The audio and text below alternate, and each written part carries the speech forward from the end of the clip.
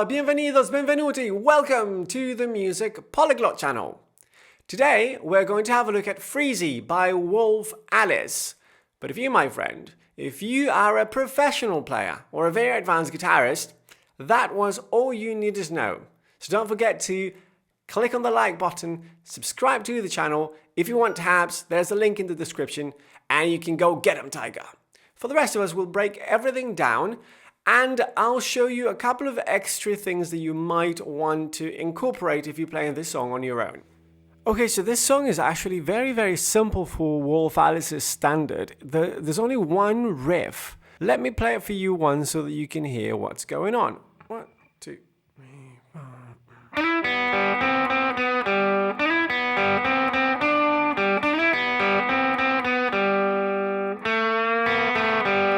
Slower. 2, 3, 4, 1.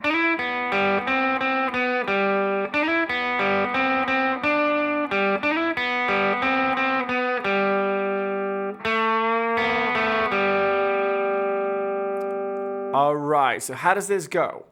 First of all, you have to bear in mind that you are only going to play strings 2, so that's the B string, and 3, the G string, okay? That's all that's involved here. Now, the first thing you do is you bring up your hand to the 5th position, meaning that the index is on the 5th fret, right? And with finger 3, you play the 7th fret of the G string. And from there, you're going to slide up 2 frets to that E. Okay, so after the slide, you play an open B. And after the open B, you play an open G.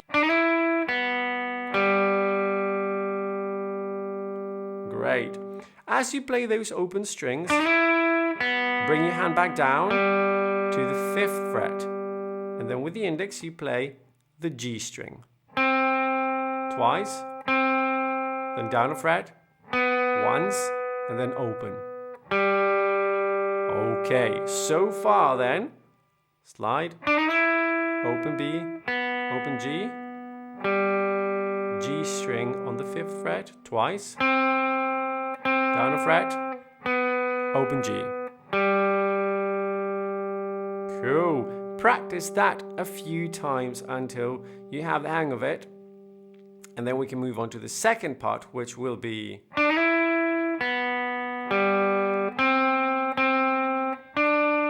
Yeah, so almost exactly the same. But instead of going down, you come up.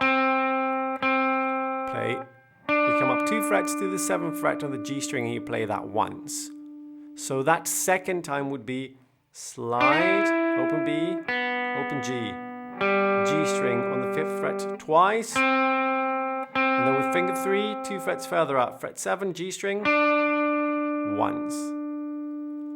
All together so far gives you this.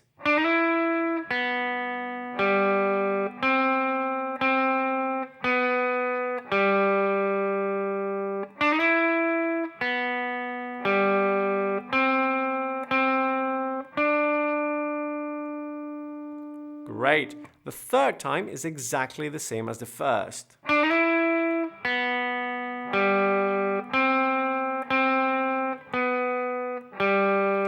the fourth is slightly different. You come down to the 2nd fret, you're on the G string, and place both fingers on the 2nd fret because you're going to need the strength.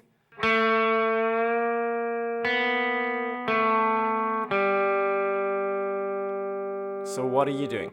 You play the G string on the 2nd fret, you bend up, it's a half step bend. Without letting go of the bend, you play the open B. Then you bend down again to your regular A, play it once, and then you play the open G, so you lift off your 2 fingers. So again, you play the A, you let it ring out, you bend up half a step, you play the open A, then you bend back down, you play the A, and then the open G. So, right, slower.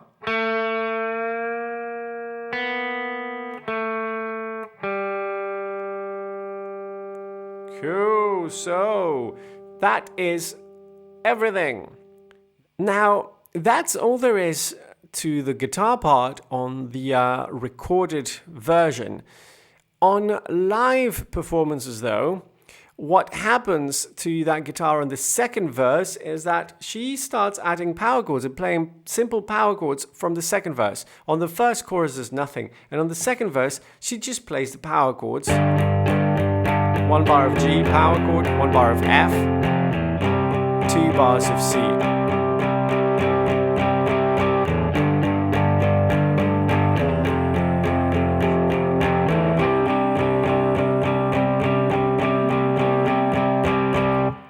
Okay, as simple as that. All downstrokes, you're playing on the 8th notes. Very, very simple. So if you want, you can add that as well on the second verse. Okay, so here's an extra tip. If you are playing on your own or in a band with no keyboards, you know how there's that synth part in the choruses. That's actually quite the thing in the choruses. You can actually play that as part of your chords on the guitar if you want. I'll show you how to do that. Let me play it for you once so that you can hear how that's done. So this is the chorus. 1, 2, 3, 4.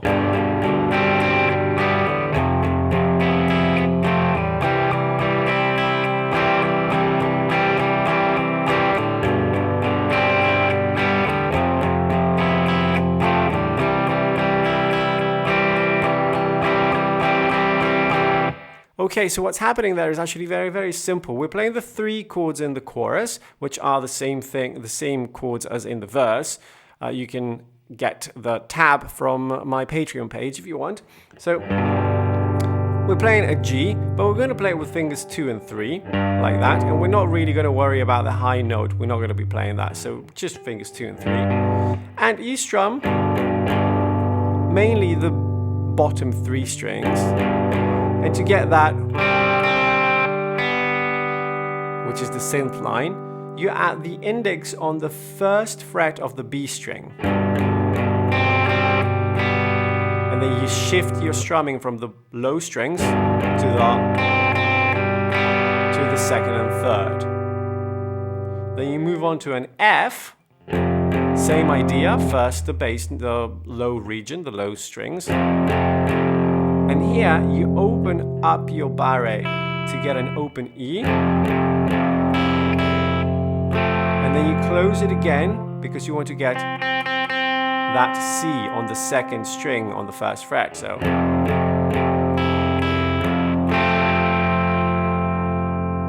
Okay, so far you have